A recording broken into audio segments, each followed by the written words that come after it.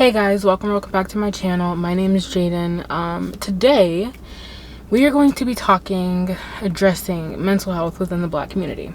As you all know, it is Black History Month, and this month on my channel specifically, I wanted to highlight Black creators, people in the Black community just trying to make a difference overall, and I wanted to start the discussion with my followers or whoever watches this video just about different things happening or going on within the Black community. And today we're talking about mental health. Today I wrote down some things that I wanted to discuss just overall about what it is like, why I personally feel like we're in the position we're in with Black mental health within the Black community.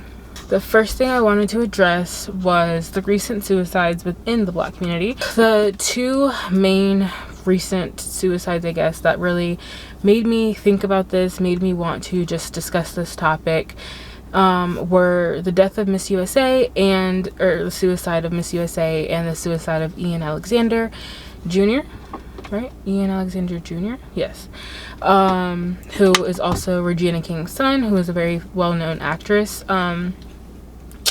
But those two specific suicides really, when I was thinking about what kind of things I wanted to discuss this month on my channel and just overall what kind of content I wanted to bring, those had recently happened, and it kind of hit me when I was in the car with my mom and my aunt, and we were just talking about, you know, how suicide is so real, and suicide does not discriminate against race, ethnicity, age, gender, none of that. Especially within the Black community. I've seen that in a lot of articles and just a lot of interviews and overall just different things, how people will say like they didn't even know the person was struggling or was going through something mentally, and obviously like what they would do to have that person back. So one of the points I want to talk about is specifically being dismissed of our feelings in the Black community as Black individuals. And I think that, and this goes for beyond just mental health, but anything I feel like that is related to just our overall well-being, our overall health, a lot of the times Black people get dismissed, and it's not really taken seriously when we're telling somebody how we're feeling or what's going on.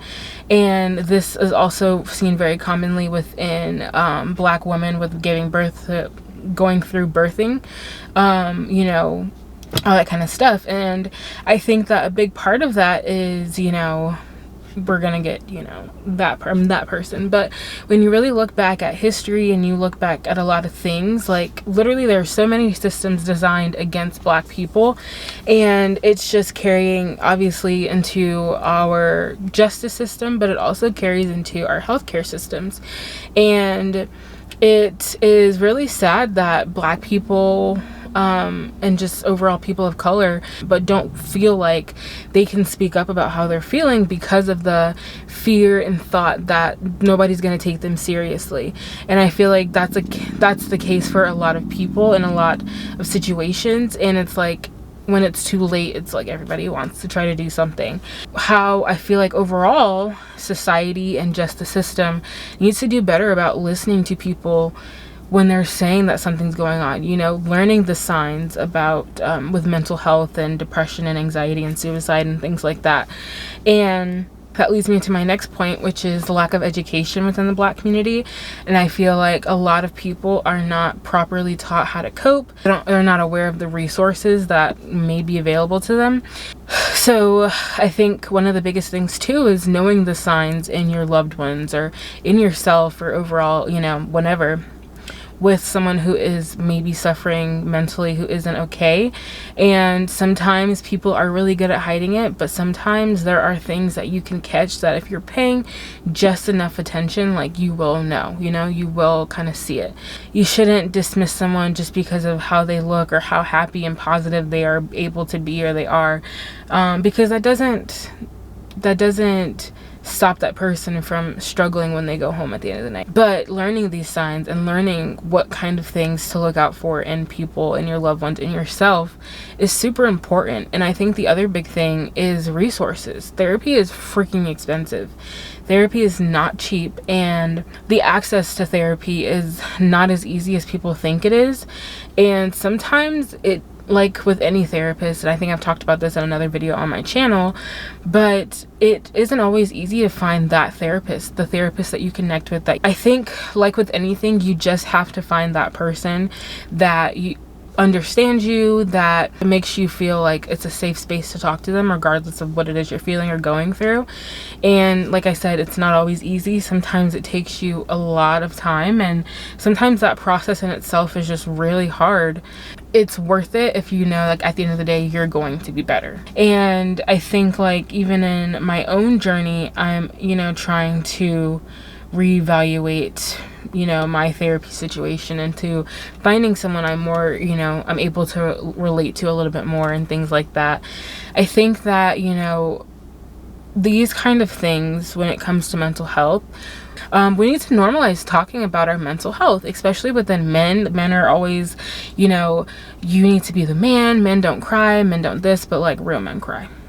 Like, it's okay to cry. Like, crying is not a sign of weakness, and I was a person who battled with that for so long because I didn't like crying in front of people because I'm like, oh, this person's gonna see me as weak. But when you cry, that's not a sign of weakness. It's okay to be vulnerable, and you shouldn't feel ashamed having those conversations with our parents, and for parents having that conversation with their kids about how they're doing mentally, and overall just opening that door to having that safe space at home, somewhere that a person should be able, you know, like the area where somebody should feel the most safe. Like, it should also be a place where you can talk about how you're feeling mentally, if you're struggling, how people around you can help you. Sometimes the best thing is for people to just shut up, and sometimes people just need to listen, and that's okay. And sometimes that's what a person needs, is for someone to shut up and listen to them, and not have this like constant need of, I have something else to say or butt in or add or whatever. But yeah, and I think that so many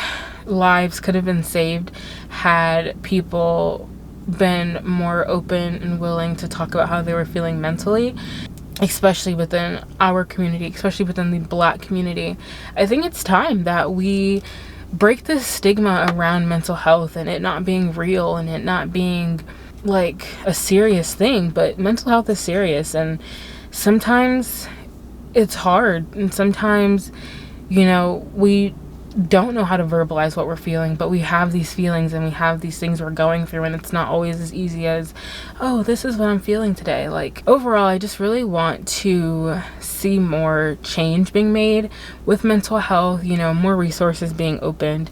And I want to start that conversation that it's okay to not be okay. It's okay to feel, you know, bad sometimes, but there are ways to overcome that so that it doesn't take over your life and your time. And, you know, there are ways to know that you will be okay, and there are things that you can do to feel better and to overall just live a more fulfilling, better life. I'd love to hear your thoughts about mental health, Black mental health, other things in the Black community that need some improvement.